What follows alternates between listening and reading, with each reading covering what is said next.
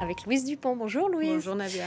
On va d'abord partir pour les États-Unis. Vous allez nous parler de cette mobilisation d'artistes de plus en plus nombreux qui se mobilisent contre la politique anti-immigration de Donald Trump. Oui, ça avait commencé lors de la cérémonie des Golden Globes. On avait vu plusieurs actrices et acteurs arborer ce badge avec écrit Ice Out, du nom de cette fameuse police anti-immigration, en réaction donc à la mort de René Good, tué au volant de sa voiture sous les balles d'un agent de ICE. Le décès, quelques jours plus tard, d'Alex Pretty, lui aussi dans les rues de Minneapolis, est venu accélérer ses prises de position, notamment lors du festival de Sundance qui se tenait en même temps, mais aussi de la part d'un certain Bruce Springsteen, le chanteur qui est un fervent détracteur de Donald Trump. On va écouter Nina Masson nous en dire plus. 10 balles tirées à bout portant. Ce samedi, Alex Pretty, un infirmier de 37 ans, est tué par des agents fédéraux. Au même moment, dans l'Utah, le cinéma indépendant américain fait son festival. Pendant que des manifestants anti-ICE défilent dans les rues, les stars, elles, protestent sur le tapis rouge.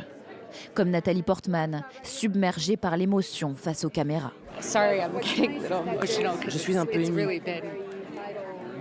Parce que ça a vraiment été une période terrible. Cette journée est horrible, cette semaine aussi. C'est évidemment très beau d'être dans un festival de cinéma, entouré d'une communauté créative qui célèbre le cinéma ensemble. Mais ce qui se passe dans notre pays est tout simplement indécent. Et ce que Trump, Kristi Noem et l'ICE font, aussi bien à nos citoyens qu'aux personnes sans papier, est révoltant. Et ça doit s'arrêter. Une violence qui traverse tous les esprits au point même d'éclipser les films indépendants. Ce n'est pas l'Amérique. Ce n'est pas cette ville lumineuse sur la colline, censée incarner la dignité, l'humanité, la compassion et plus généralement toutes les choses que l'on m'a enseignées et qui font de moi un Américain. Parmi les invités, Salman Rushdie. L'écrivain présente un documentaire autobiographique sur l'attaque au couteau qui a failli lui coûter la vie. Il parle d'une violence devenue omniprésente. J'ai l'impression que tout le monde est en danger désormais. Tout le monde vit avec la violence dans son quotidien aujourd'hui dans ce pays. J'espère que ce film pourra entrer en résonance avec cela. Dans le secteur culturel, les morts d'Alex Pretty et de René Good, toutes deux causées par des agents fédéraux, ont provoqué une onde de choc. Sur les réseaux sociaux, les artistes affichent leur résistance, comme la star Bruce Springsteen, qui a dévoilé sa chanson baptisée Les rues de Minneapolis, qu'il décrit comme une réponse à une terreur d'État frappant la ville. Glenn Close évoque de son côté la nécessité d'un réveil collectif. D'ici, je sens que le grand corps politique américain s'agite.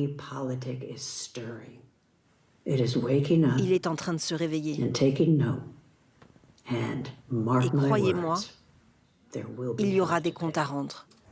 Ces fusillades surviennent alors que le président américain promet l'expulsion de millions de migrants sans papier.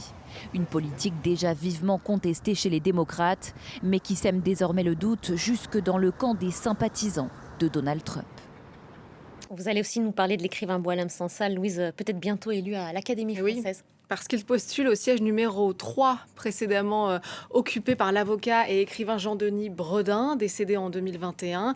6 prétendants sont en lice pour devenir immortels du nom qu'on donne à ces académiciens. Boualem Sansal fait figure de grand favori. Il faut dire qu'il avait déjà reçu les honneurs de l'Académie française en recevant le Grand Prix du roman en 2015. C'était pour 2084. Et il avait aussi reçu le Grand Prix de la francophonie en 2013. Amin Mahalouf, secrétaire perpétuel de l'Académie française, avait alors rendu hommage à sa parole libre, profondément humaniste et résolument nécessaire. Je cite les mots d'Amin Mahalouf. Et c'est vrai que son entrée sous la coupole aurait une saveur un peu particulière pour Boualem Sansal, qui, on le rappelle, a passé 1 an derrière les barreaux en Algérie avant sa libération le 12 novembre dernier suite à une grâce présidentielle. Il avait été condamné, on le rappelle, à de la prison, une amende amende de près de 3 500 € pour atteinte à la sûreté de l'État, à l'intégrité du territoire et à la stabilité des institutions.